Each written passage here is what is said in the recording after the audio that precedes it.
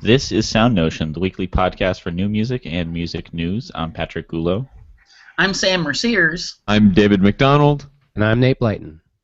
And this week we're happy to have back on the show, friend of the show, orchestra consultant, music extraordinaire, all of those things, Drew McManus. Hi guys, thanks for having me. How you doing? Very good, thank you. So we're going to talk about the VentureArts Incubator. This is a new project that's spearheaded by you and that we're going to find out more about coming up later in the show. But I wanted to start a little bit with the recent orchestra compensation reports that you have posted for, what is the season? Is it 2012-13? Good question. Let me double check before I open my mouth, because that's one of the things that people tend to get lost on is the IRS 990s, which is the specific file that nonprofit orchestras file for their tax filing to the IRS. Those are released in a cycle that's usually about a season and a half to 2 seasons behind whatever the current year is. Mm-hmm. So these actually cover the 2012-2013 season, yes. Okay. Now I see, like, if you go to some of these organizations' websites, so they actually will post even more recent compensation reports, I think, on their own, like once they fill them out. I don't know if they're under a different obligation to personally show stuff like this. Not every, art nonprofit does it, but I have seen some orchestras and opera companies that will have like a section of their site that's basically for financials. Right. But I guess, like, for the purposes of getting a broad picture of everything, you kind of have to wait a couple seasons just so that everything is released. Correct. Orchestras aren't required to post their financial disclosure documentation online, although some do, as you pointed out. They're supposed to provide what's called a public inspection copy of their 990 filing at the same time they submit it to the IRS. And the difference between what that document and the one the IRS eventually releases is supposed to be the same. And what happens in that document is the organization, the IRS, is supposed to filter out private information from individual donors, because a donor list is usually included, and not just the kind of thing like you see in brochures where it's just the name, but it will have the amounts given, their home addresses, contact information. Right. So clearly that stuff has to be filtered out. That's another reason why it takes the IRS as long as it does, because they also do everything in the most archaic way possible, and they aren't really into the whole open source movement. Right. So, and I know you've discussed this a lot on your blog, Drew, but I'm curious, for people who are listening to this and maybe have not spent a lot of time looking at your compensation reports from the past, what do you see as the value of making this information? I know we talked about this a couple of times ago when you were on the show talking about the 990s in general. What do you see as the value of having this stuff in public outside of kind of the voyeuristic, salacious, Yeah. That's where people go usually first. Is there's that tabloid-esque quality of it, but that's actually the least, if zero, value component to it. Orchestras are nonprofits, what we talked about before. They're 501c3s that live off the largesse of their donors. And as part of that status, one of the things that an organization agrees to in principle from an ethical standpoint is transparency. And that transparency requires the organizations to be able to show how they spend the money that they're asking people for. So salaries are a very key component of that. As you know, some orchestras, especially the larger budget ones, spend tens of millions of dollars per year. So we're not talking about small amounts of money that go through these businesses. And being able to see how those organizations are spending it so that an individual donor can determine either himself or herself whether that organization is spending its money in a way that they find acceptable. It will help them determine whether or not they should be a part of the organization by being a donor. So I wonder, what does the average donor know about like what's appropriate for a music director to be making, or what's appropriate for a concert master to be making, or what's an appropriate amount of money to spend on marketing or whatever. Exactly. That's the question to ask, because there's a lot to that one. It's a pretty big, loaded question. And just like any business, the more people know about what goes on, so they get past that point of contact where they're just the consumer of the actual art and the music. They have to understand the business component of it. To be able to look at a salary that somebody who makes maybe $30,000 a year looks at and goes, holy shit, that's a lot of money. I can't believe someone makes $2 million a year conducting an orchestra. Well, they do. At the same time, it doesn't mean that number in and of itself is unjustified. But going through that process of learning about whether or not it is will help them, I think, create a much stronger bond to their institution, and also keeps institutions honest with their connection to a community, which has been a buzzword for a couple of years now. And it goes beyond just giving concerts and thinking about inclusion and the rest of it. But you have to be a responsible member of your community financially as well. You know, when you said that, you said keeping connections to the community, my first thought was, I don't feel a lot of community connections with people that are making $2 million a year. But at the same time, people feel very connected to their professional sports ball teams, where everybody is making much more than that. Right. Right. And it's not that different for orchestras, too, especially those larger budget ones. And, excuse me, I have a cat that's being bad. Down. It's also probably fair to point out, too, those higher-end numbers are the exception to the rule. They're not the average. People in the business by far make much, much, much less than that. But for those who do make very large salaries, and musicians who have starting salaries in the low $100,000, that's a very good living. And I think people do have different expectations of what people, or at least how people connect and contribute to their community when you're in that kind of tax bracket. Yeah. So just as a sort of wrap up of the 3 different reports that were made, are there any generalizations that you can kind of give us about this current year and the trend that's been going on? Yeah, for 2013, or for 2012, 2013, the thing that's been really kind of most striking is that in the years following the economic downturn, although we hear a lot about orchestras having financial trouble, if you looked at just these numbers, you'd never be able to tell. Salaries, by and large, on average, are going up for CEOs, for music directors. Concert masters are behind those two, and we used to include bass musician compensation, but a whole host of problems with the way the American Federation of Musicians reports those numbers and a number of errors that are involved. We're still kind of waiting for that to clear itself up before we include them again.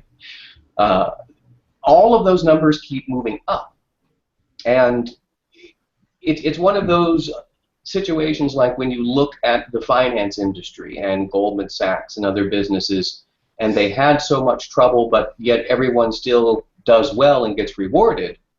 The same questions, I feel, apply to this business in that, is a CEO's compensation or a music director's compensation going up because they've done an exceptional job managing the organization through one of the most difficult financial periods in time?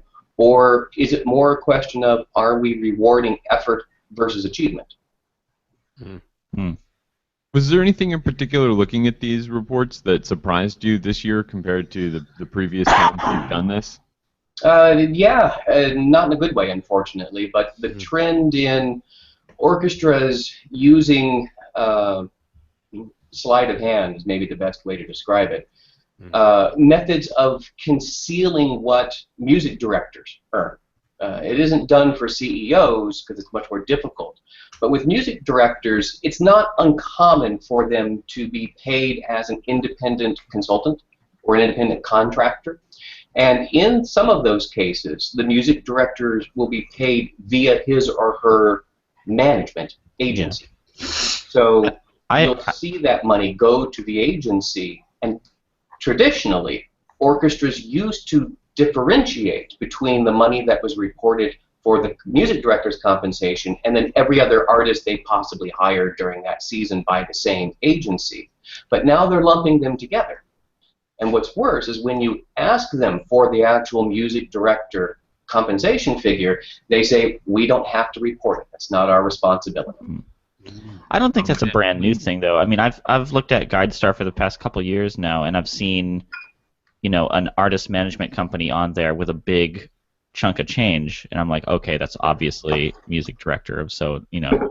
Actually, not necessarily. I mean, couldn't that be guest artists? Yeah, sometimes it's not uncommon, especially for the big agencies like Opus 3 and Cami and so on and so forth, where an orchestra will maybe hire 50% or more of their guest artists that are all represented by that agency. So seeing a very large cash output to that agency could very well be exclusively for those guest artist appearances. Interesting.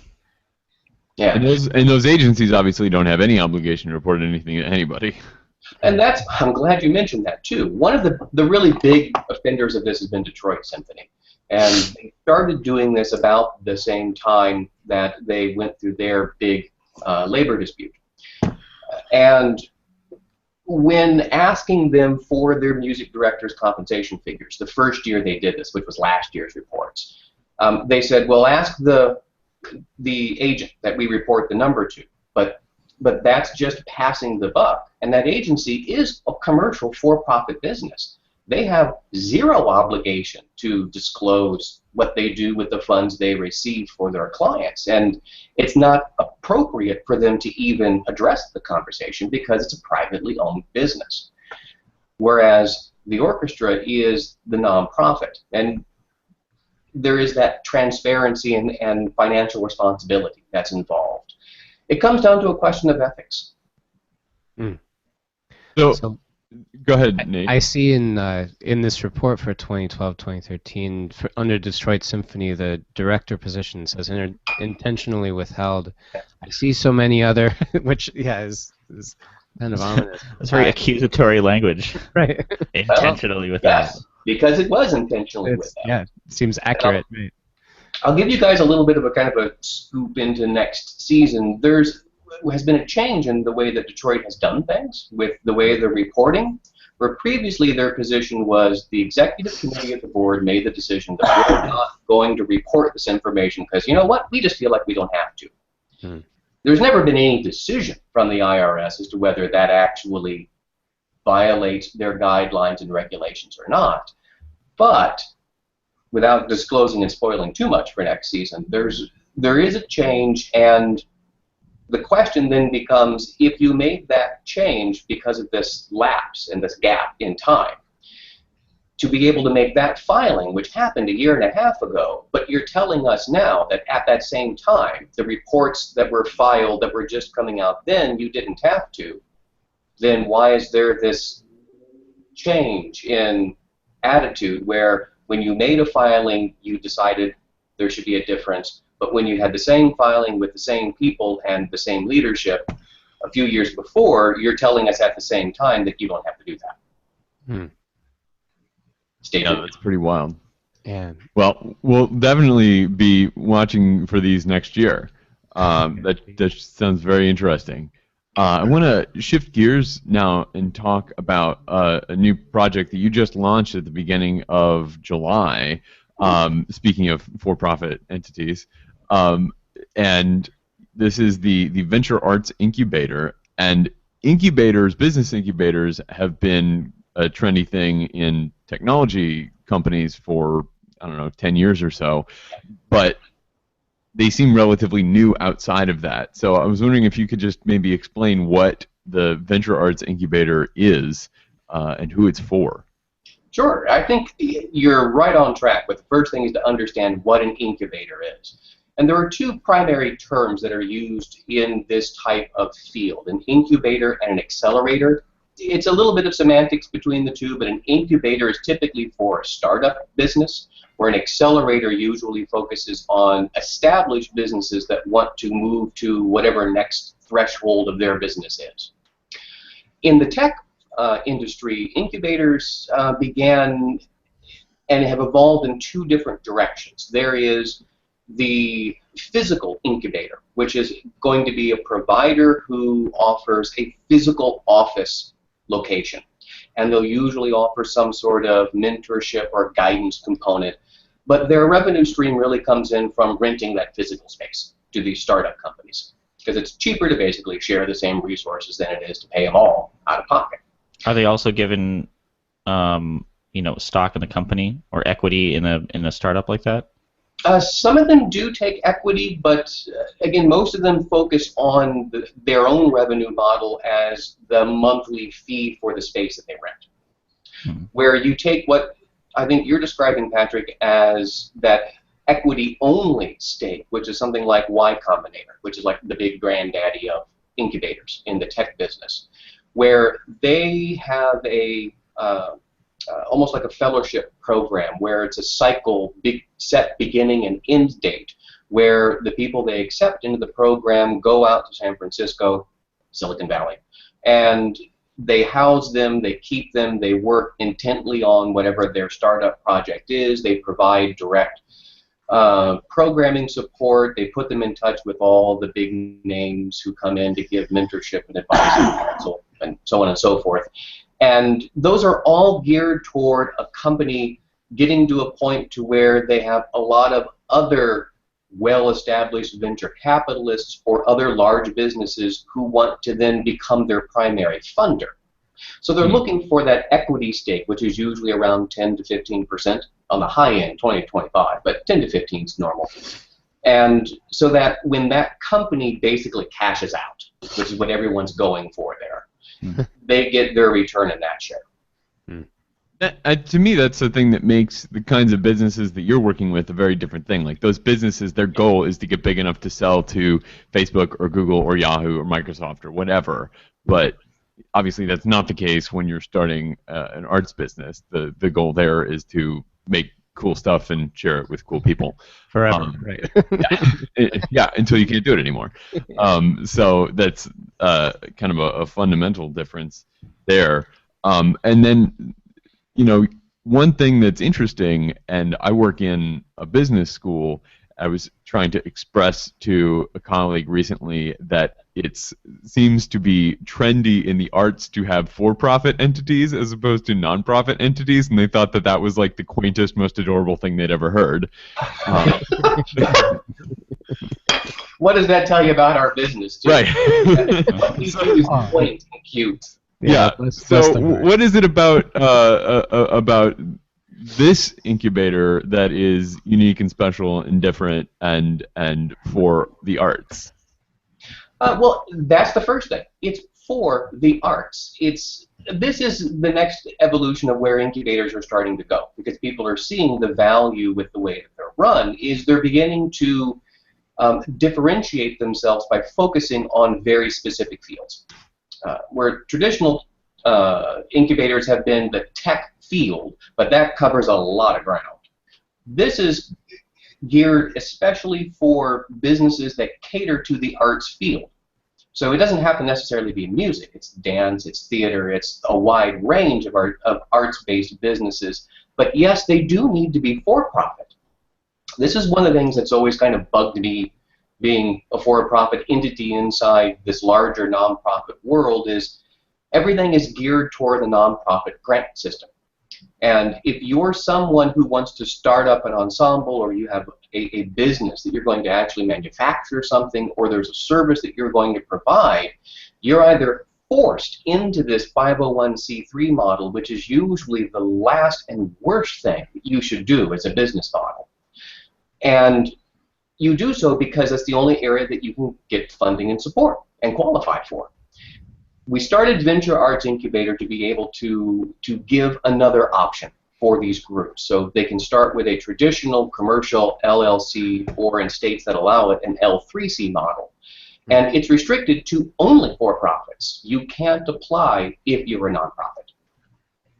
So what does the hopeful organization here that wants to be a part of the VentureArts Incubator, what do they do? I lost the first part of that. I'm sorry. What do these organizations? What is the first step for them to do to take advantage of this new initiative? There's an application process. They should go to the website, which is VentureArtsIncubator.com. And there's a great deal of FAQ information. It explains what the incubator is, the kind of support that's provided, the types of businesses that we're looking for, so they can get a good idea if it's going to be a relatively decent fit or not. And then there is a rather lengthy but straightforward application process where we ask questions about who they are, the type of business they have, whether it's a startup or whether it's something that's established already, to find out what sort of due diligence they've already gone through. Do they have a business plan? Do they know what their income and expense model is going to be? You don't have to meet a certain threshold. You can have just an idea and send an application in. But the more information you have, obviously, the greater your chances of getting through the process and getting selected. But once those applications come in, there are 3 people involved with the incubator, 2 besides myself. We review the process. We review the applications. We get back to the applicants almost always with questions. Find out if they have more information. If they get past that email information exchange stage, the next step is a telephone interview. And then after that, we'll decide whether or not they'll get accepted into the program. And this is, we should say, this is a virtual program, right? People are not moving anywhere to do this. Correct, yes. That's the other thing we wanted to really focus on is there's not really a need to provide a physical space. Most businesses that are catered to the arts field work just fine as a home-based business to start off with. And it's very important that they are in the communities that they're going to work in. That's different from tech, where you can put a thing on the internet or have your stuff shipped anywhere. But for a lot of these companies, I would think they would want to be in the communities where their markets and audiences are. That's an excellent question. The applications that have come in so far, there's a really strong division, almost a division between those that are local-centric. They can only exist within that particular local community, and those that are completely nebulous geographically. They're either selling they want to sell a product or offer a service that is completely independent of being tied down to one particular area.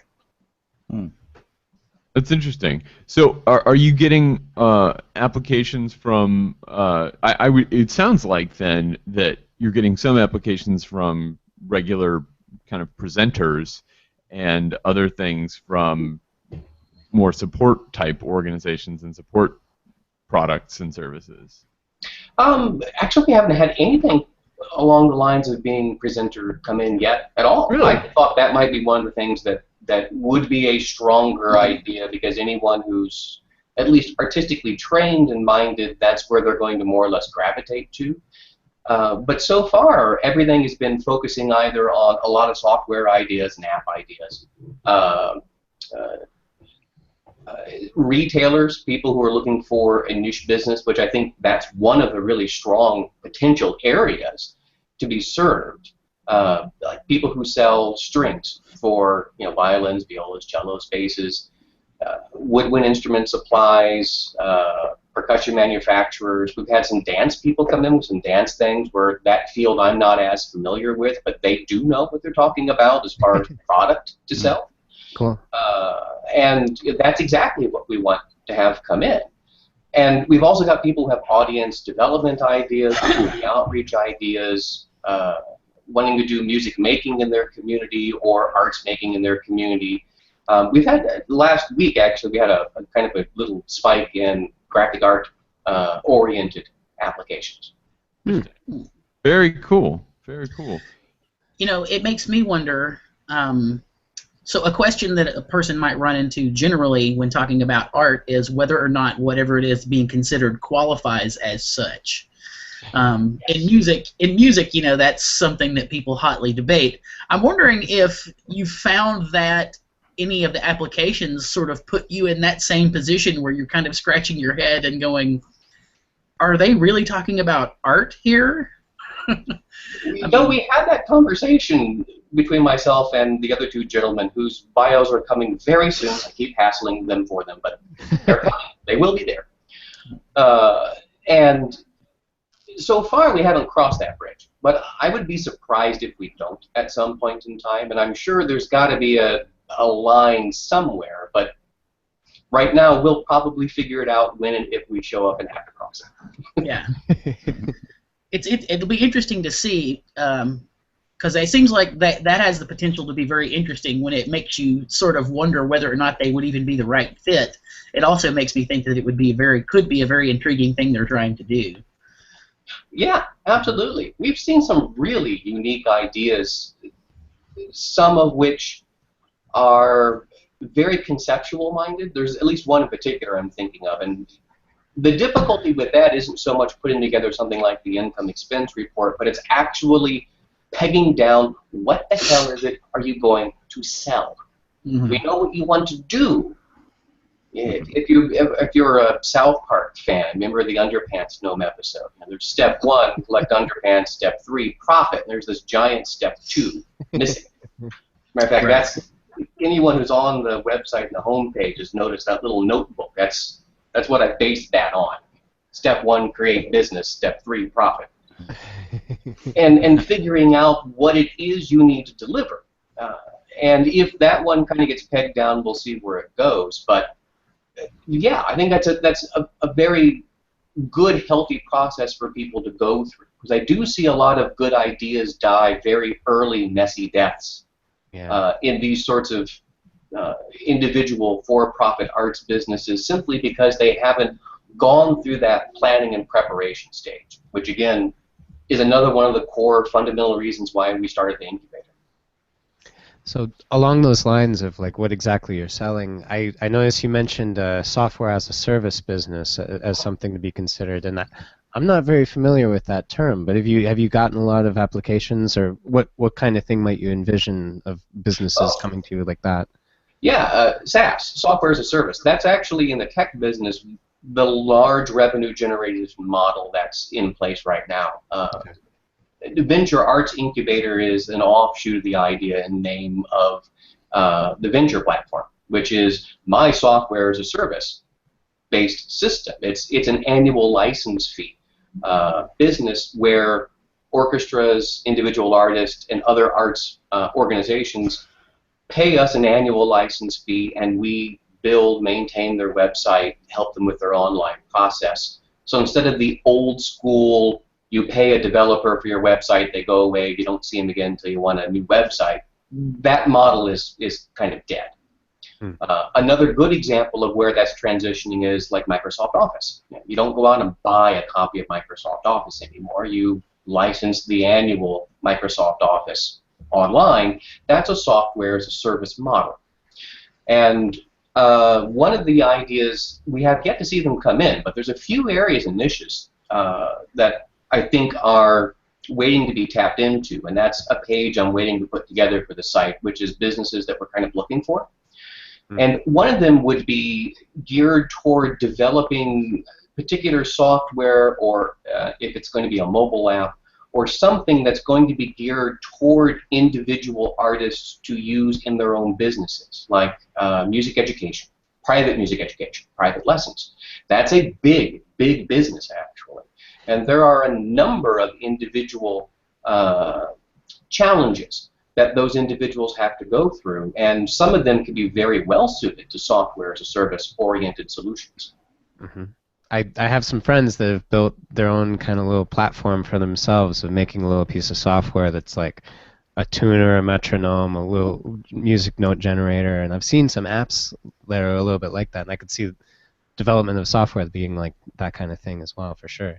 Absolutely. I mean, even from the business side of it, and you're looking at this very much as an artist. You look at the things that are the tools that artists use. But there's a lot that goes on behind the scenes that will kill a good arts business because the people aren't thinking about. Like with not the Arts Incubator, but with the Venture platform, one of our clients actually is the music studios. And they were starting to really grow by leaps and bounds, and they were getting drowned by invoicing.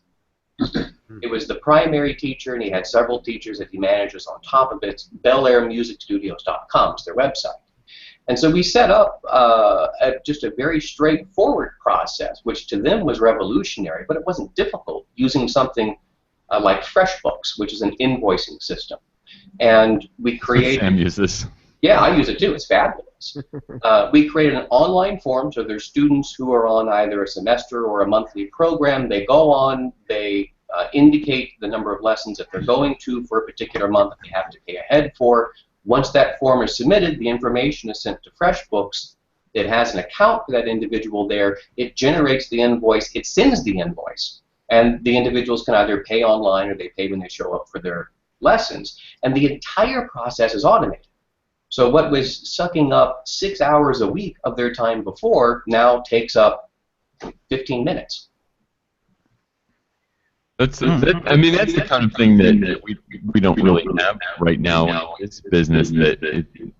Because it's so small and specific, it seems like there's not a lot of money to solve these problems. You know, there's been a lot of kvetching in the last couple of weeks about the metadata on Apple Music for classical music, and the reason that it sucks is because there's no money in solving that problem.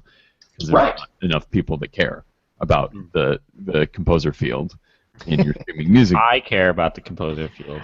Right. Well, so do I. But we are three. Yeah. You know.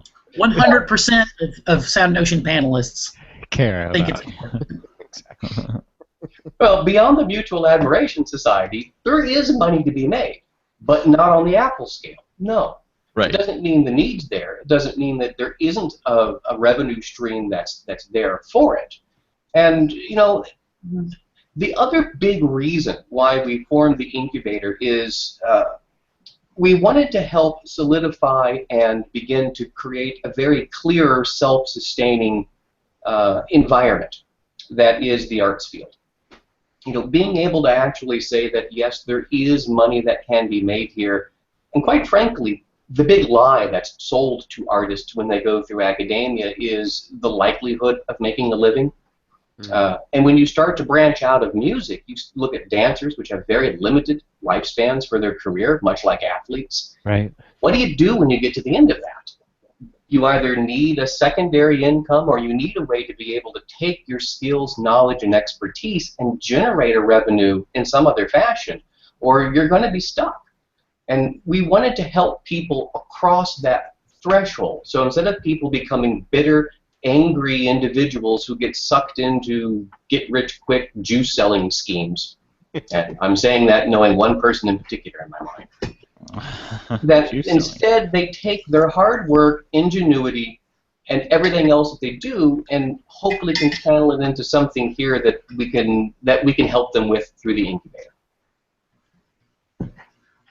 So what's the response been like so far? It's only been a few weeks, but it sounds like you've got a fair number of applicants already. Yeah, we've got a couple of dozen, you know, and out of that, about 50% were immediate no's. They were just ideas that were entirely unfleshed and there really is no revenue potential for.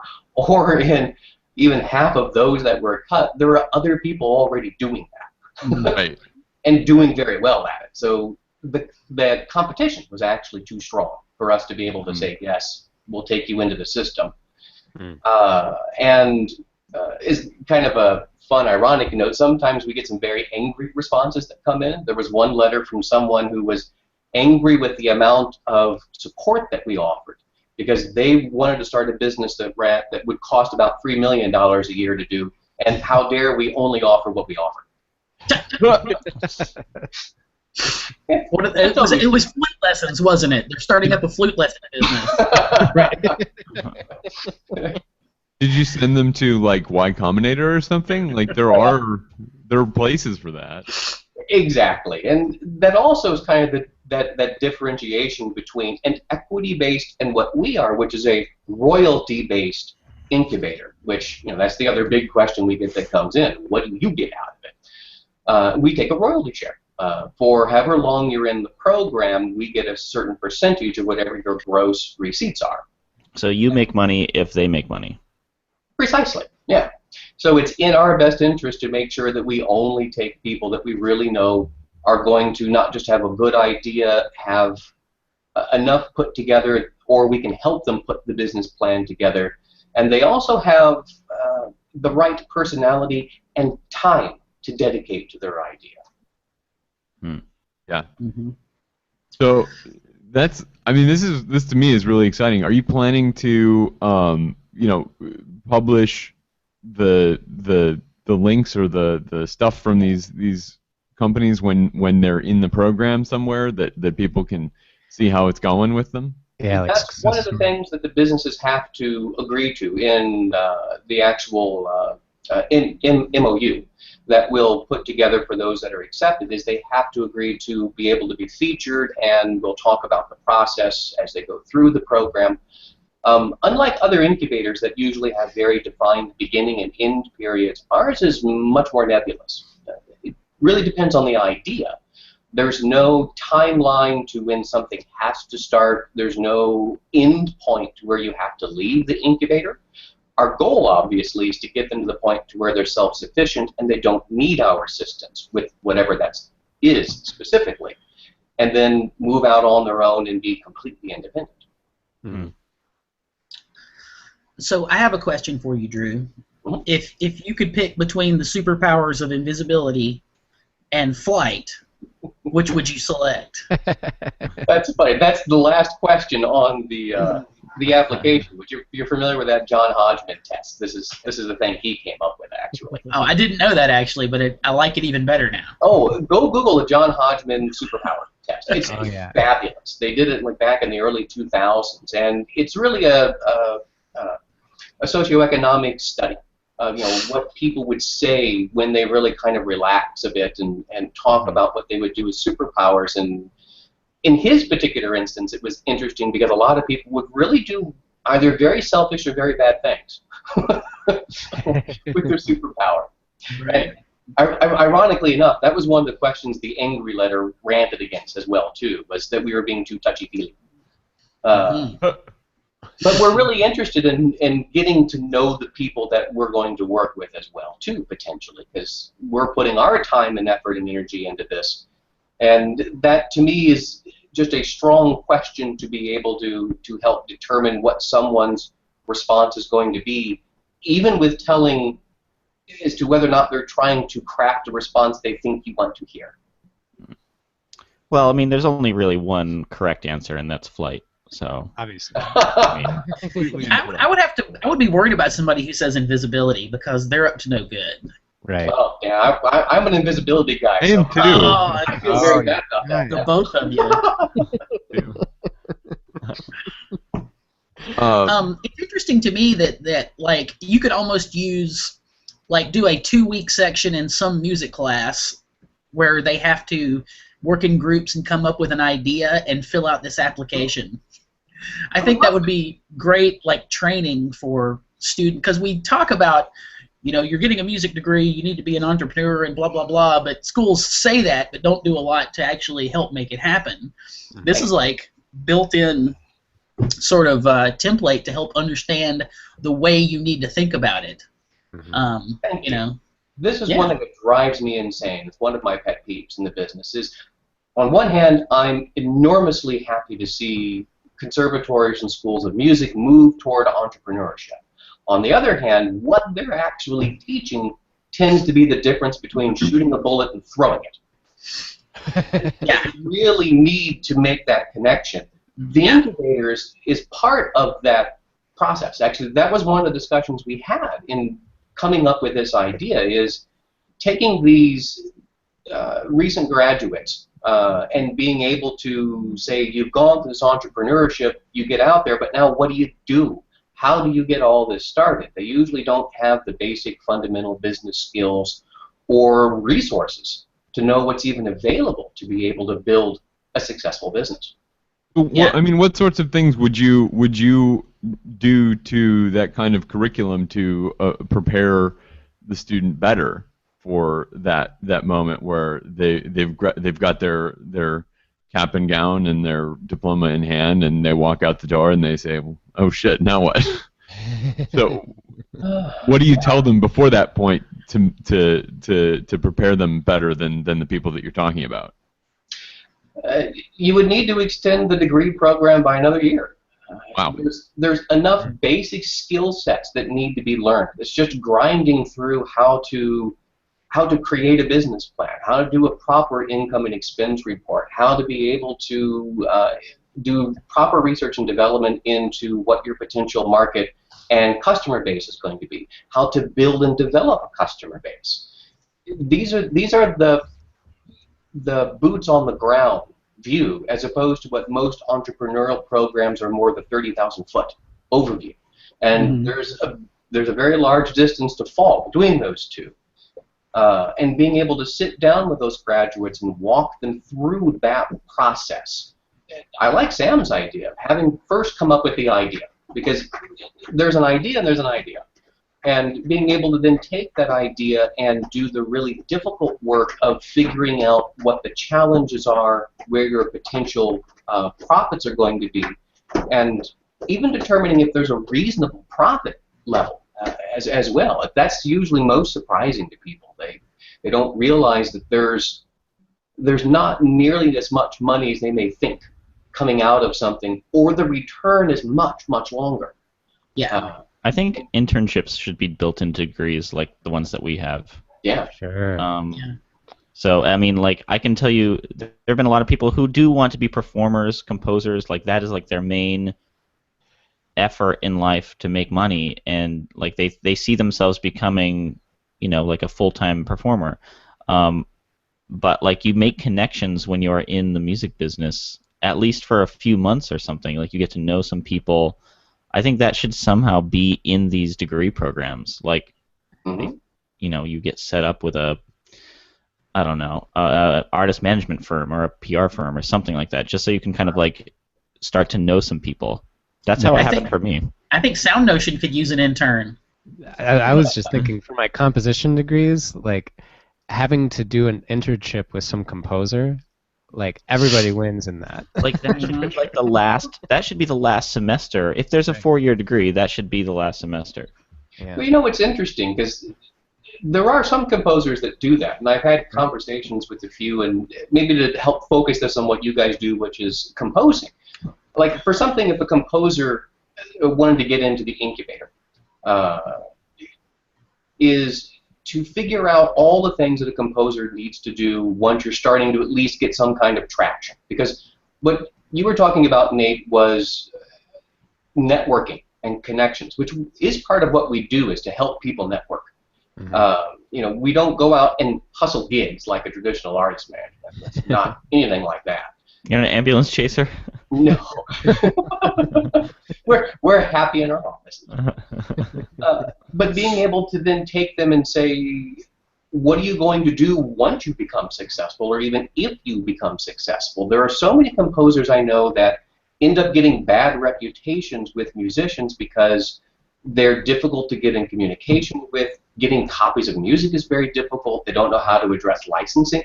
If they want to distribute the music digitally, or if it's going to be print only, can you do something that's going to be print demand only?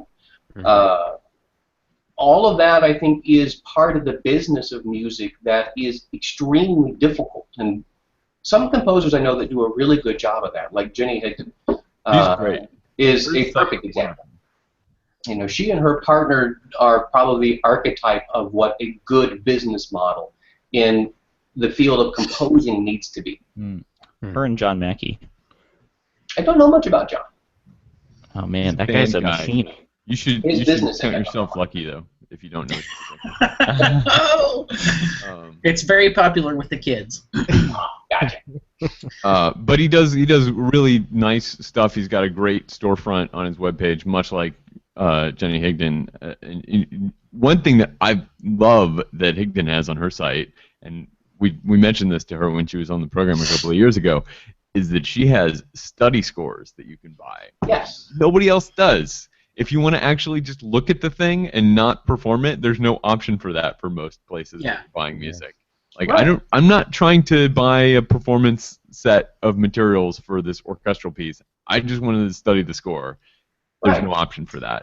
Either you got to spend $4,000 to rent the performance materials for a performance, and like there's no box to check for that.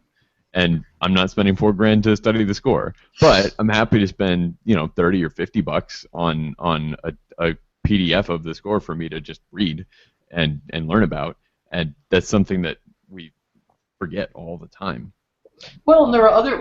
That's a perfect example. Like, here's something the incubator would do with that idea, which is that study score, or even study parts. How do you give someone access to something so that you don't have to be worried about them necessarily trying to steal it or use it in ways that's not intended, but you don't have that other easy solution. I mean, there are other businesses that have figured this out, like the comic book business.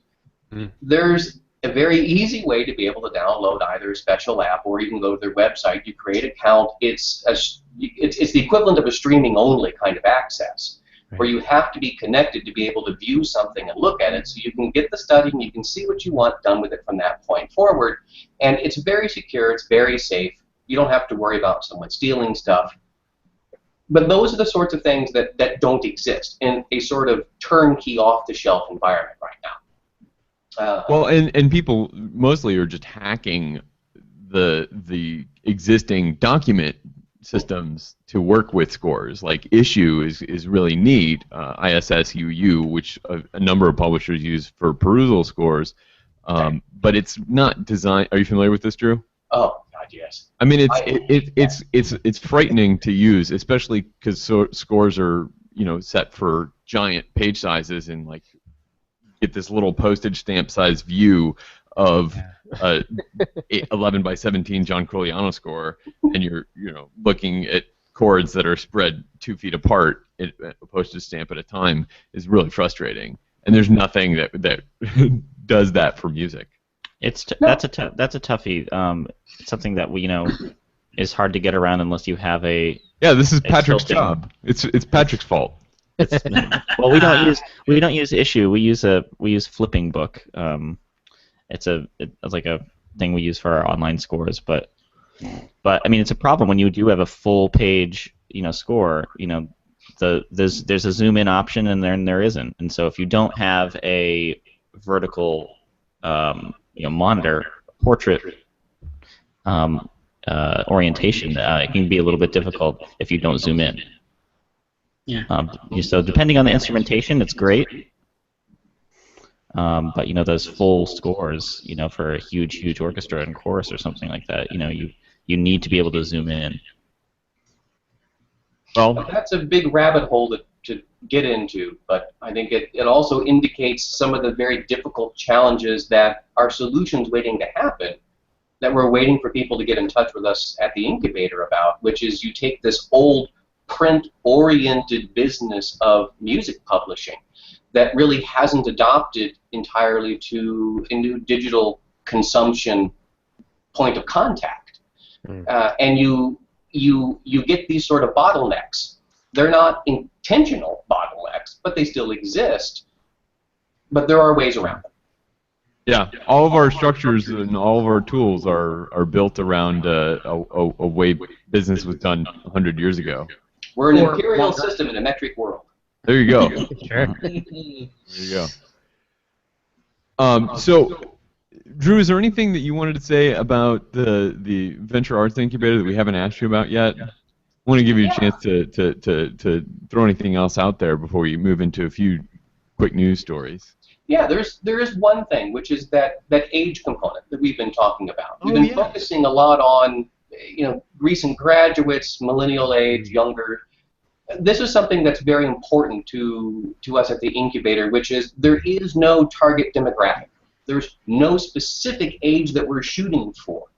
I alluded to this a bit before, mentioning that there are different points in artists or anyone involved in their career where they reach where their career goals change and their outlook on the field changes. If you're a chorister or if you're a section orchestra player, and that grind has just gotten you to the point to where there is no more joy in what you do, and you don't have any other solution, but you want to keep working in the business. You may be 40, 50 something. It doesn't matter. A good idea, someone who's got the time to work for what they want to put together, is what we're looking for. And maybe it requires doing the grind for 10 or 20 years to figure out what the problem is that you can solve with your company. Yeah. Yes, that's a perfect point too. People miss some. I really believe this. Some people miss their calling in life because they entered their career with one idea, but without a broader perspective of what else is out there. But they're so focused, and they see their own identity as related to whatever that 18, 19-year-old version of themselves thought, that they really miss the truly great things they're capable of doing. So I think that's a really great place to leave this, because people can now go and check out all of the application materials, and that's again at VentureArtsIncubator.com. I want to bring up just a few news stories. We didn't have a lot this week, but we didn't have a show last week for the Independence Day holiday, so we missed a few exciting things. Kind of the couple of big ones for us is the Apple Music launch. So you can now listen to Apple Music just like Spotify. It's a streaming music service, and they also have a number of other cool features. They have this weird Beats One radio thing, which everybody seems to really, really dig, and I just do not understand.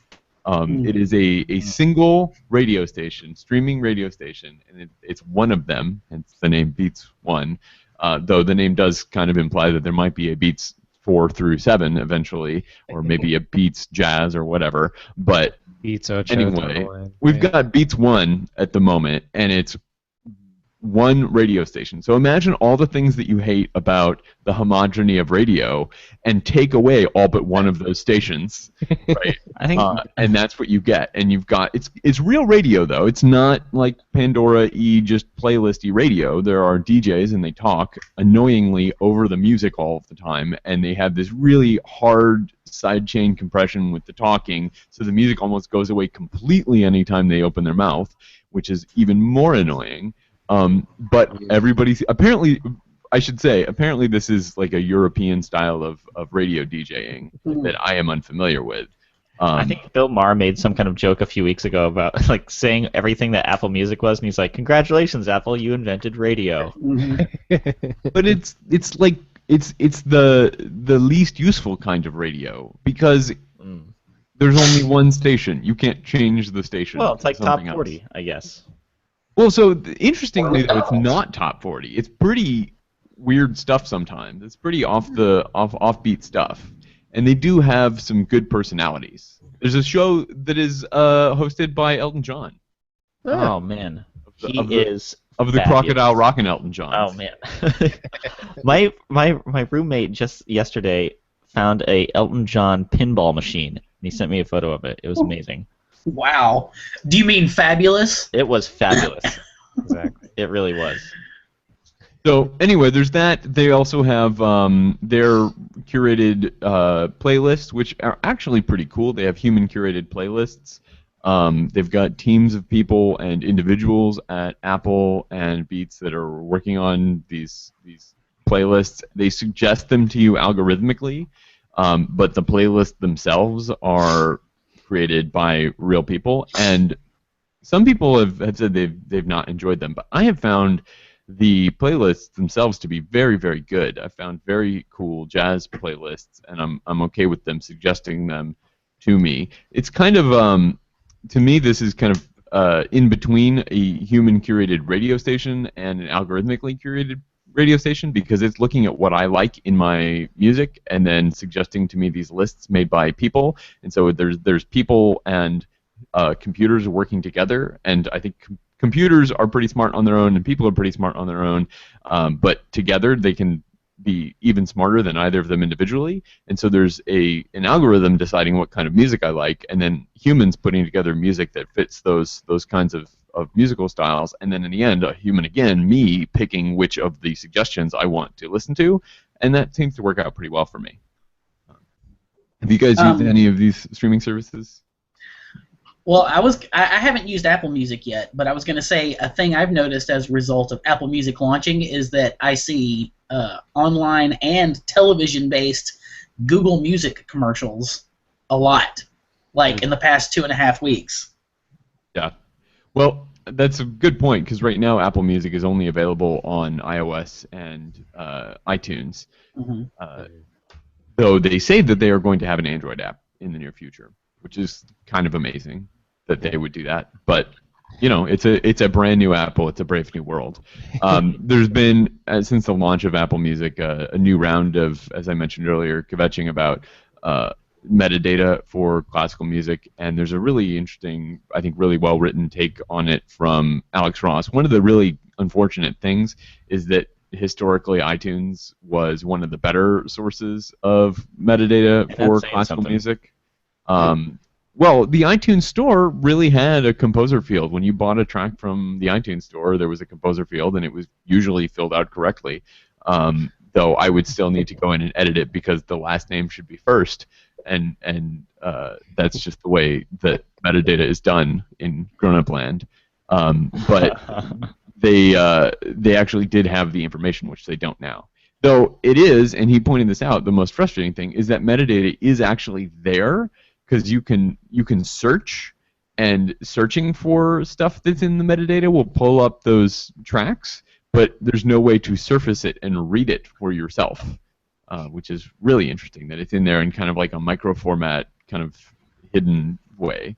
Yeah, but what's even more interesting with this, I think, is from a field-wide perspective, I don't know how many people in our business and our field realize how much influence what you just talked about, the metadata issue, has on the future of classical music. Mm-hmm. And how many organizations and how much time do you think is spent lobbying or otherwise trying to create dialogues with those emerging major providers to begin making that change? Yeah, what does the composers field look like for like pop music? Are there sometimes like 5 names? Because if you were to do it accurately, there might be. I mean, a lot of pop and hip hop tracks have 5, 6, 7, 8 songwriters when you look them up in the PRO databases. Mm-hmm. Well, there's a financial aspect in this too that's a little bit uglier. Is the less metadata you put in as far as differentiating between performers, ensemble name, composers, the rest of it, you get into ASCAP related issues, which the harder you make it to determine how much time something is being spent listened to, the more difficult it is to figure out where royalty shares are supposed to go.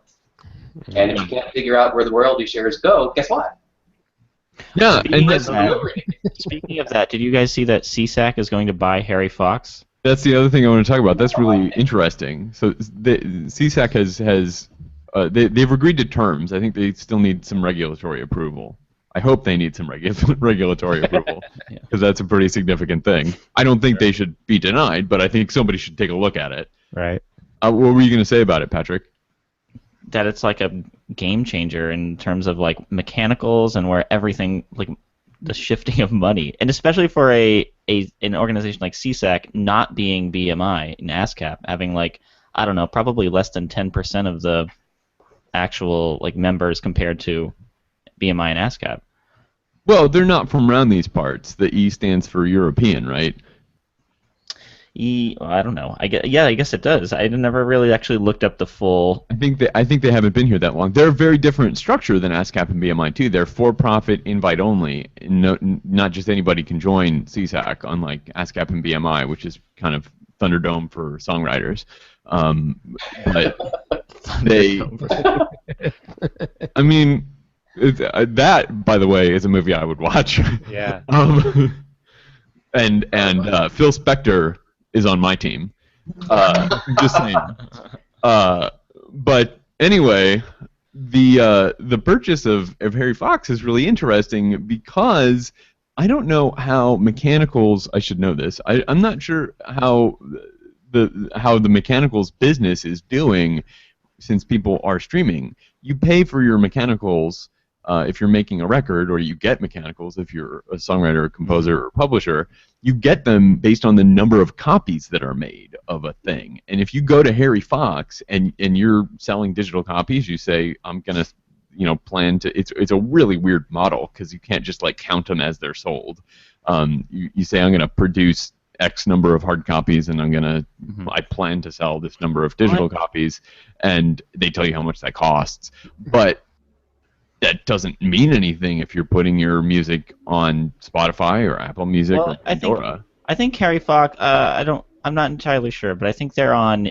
I think they do. I think Harry Fox will peruse YouTube, and then there are other companies that peruse YouTube that you can like hire out, like Audium, and you can give them like your catalog of works and things that have been claimed by you for your copyright, and then they'll find them on places like YouTube and other services. But I think Harry Fox is like, I mean, there's a digital option. I mean, there has to be. Right, but it's for digital sales. Like that's what mechanicals are digital. Right, are the making the copy of the thing, and it's not about streams. Like I know, streams are not mechanicals. I thought I was under the impression that they have like incorporated streaming into the model, or like they're doing it as we speak. I mean, there are companies that do that, but I don't think Harry Fox is among them. Oh. But anyway, the point is, like, Harry Fox is built on a structure of retail of music that is going down the tubes. You know, we've talked about before that digital downloads are going away, and they're getting killed by streaming, which and digital downloads themselves had already done pretty significant damage to physical record sales. So, like, the main thing that Harry Fox does, which is mechanical licensing, is not a thing that right. I mean, it's still a thing that people need to do when they're making a recording, but it's not bringing in as much money as it used to. And maybe it's time to rethink the way mechanical licensing is structured to account for this streaming business. You know, even the mechanical rate. That statutory rate hasn't changed in like 5 years, which is a long time. You know, that used to go up every 2 or 3 or 4 years, and it's been stuck for as long as it's been stuck in a few decades right now. I think mechanical, like today, means also including streaming. Like just the concept of where that money is and comes from includes that. Like, I think it used to be like, yes, you're right, you're pressing copies of like these things, but like it doesn't mean that anymore. I think that requires a legal change. I don't think that's a thing. I don't think it's quite that clear yet. There's also a couple of very difficult pieces to that equation that are still trying to be figured out, which is the ability to be able to figure out how to properly count the streaming, because there's how much of it do you have to listen to? Potential for abuse and artificially influencing what a streaming report is. I've got connections right now. I can pick up a server farm outside of the U.S. that they're sometimes the same people that are purchased by malicious or spammer organizations that create fake accounts, log into these services, and you can just start to drill up particular tracks over and over and over and over and over again. You know, that can go in a whole bunch of different directions with how do you determine what is a legitimate stream, what isn't a legitimate stream. And then maybe you're just a big hit in Russia. Sure.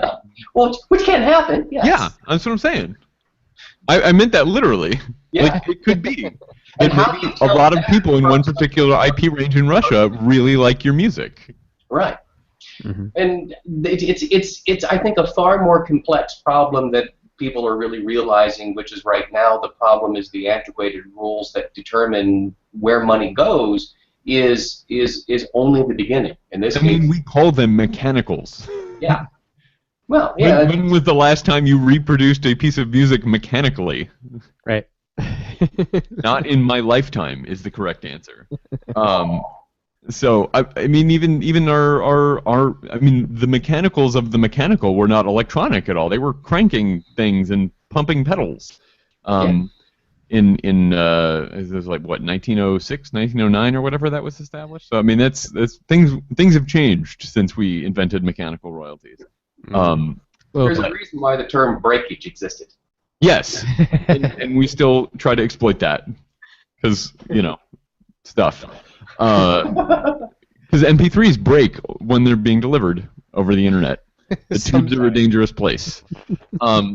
So anyway, we're going to be following that story with a lot of anxiety, I suppose, over the next few months and years of CSAC, one of our performance rights organizations, acquiring Harry Fox Agency, the major collector of mechanical licensing fees. So that's a thing that I think is going to have to be reflective of the way music is consumed today in a way that it wasn't when either of those agencies were conceived. So, does anybody else have any thoughts on that before we wrap this one? You guys are giant nerds. That's my thought. You're a nerd. Thank you. You're old. Yeah. We didn't cover it, but there was an article about ageism in composition. And as the senior member of the panel, it spoke to me. Yeah. Yeah. I was in our correspondence booking this, I mentioned to Drew that it wasn't that long ago that I found myself suddenly ineligible for most of the composition competitions that I used to be eligible for. Right. That's yeah. right. Because I'm no longer a young composer. I am something else. Yeah. Perhaps a mid-career composer? I don't know. I feel like I'm not there yet either.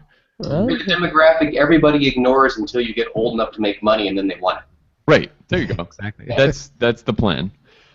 So anyway, Drew, thank you so much for being with us. We really appreciate your time. I know this is maybe kind of below the level of conversations that you normally have with the smart people. We appreciate you bringing it down to our level and explaining things in small, simple words. So thanks so much for your time. You're welcome. You guys are way too self-deprecating. You're one of the smartest groups. It's always a pleasure to talk to every one of you. Well, you're very kind to say it, and you're welcome back anytime. We encourage everybody to read Drew's blog, Adaptistration, for all kinds of great information about the music business and the orchestra business, and of course the other great stuff at Inside the Arts. Have we had you on since Arts Hacker launched? I don't remember. I don't remember, but Arts Hacker is I know we mentioned it on the show. If you're not reading Arts Hacker, you should read Arts Hacker, which is kind of life hacker for the arts. It's lots of little tricks and tutorials to just make your arts career work better. So that's definitely called check that out. Gangbusters as well too. Excellent. Yeah, we've actually been retweeted a couple times by Google on some of the Google oriented posts that we've done. Wow. And I'll tell you, it's amazing how much traffic you get in when Google Analytics, retweets something. Yeah, because all the SEO nerds follow Google Analytics. Oh God, yeah. I mean, literally the server traffic jumped up a few 10,000 or more by just an hour. It was great. And because of your rock solid platform, I'm sure you stayed up. We did, yeah. We didn't stop at all. That's great. That would scare me. Before those days, it would have frightened me. Yeah, it would have frightened me senseless. But yeah, we use WP Engine. We've got an enterprise class account with them. Nice. Well, everybody try to bring it down by going to arthacker.com. Everybody on the count of three. Right. This is live. Everybody on the count of three, go to arthacker.com and we'll hit enter. Ready? 1, 2, 3. Okay, I think it held up. So it worked for me. Before we forget, this week the music world says goodbye to Canadian-born tenor John Vickers. A lot of people have been posting about that on Facebook. It just happened last night, so a lot of people. Tenor, some great recordings that he made. I don't think I ever had the opportunity to hear him perform live, but I've definitely heard some of his recordings. Great stuff. A regular in the Met Trails. during the 60s, and most well known during that time for Peter Grimes. And that is going to do it for this week's SoundNotion. Thank you all so much for watching or listening. If you'd like to find links to any of the stories that we talked about, you can go to soundnotion.tv/SN, where you'll find links and you can comment there, and that would be wonderful. You can also connect with us on Facebook, on YouTube, on Twitter, on Tumblr. You can use hashtag SNWeekly on those services. If you've got something that you think we should talk about, tweet us with hashtag SNWeekly, and we'll check that out as we're putting the show together. And you can subscribe to this show and all our shows in iTunes, and be sure to leave us a review because that helps people to find us. So thank you so much for listening, and we'll see you back next week. Boom shaka. Boom shaka is what you're going with? That means we're done.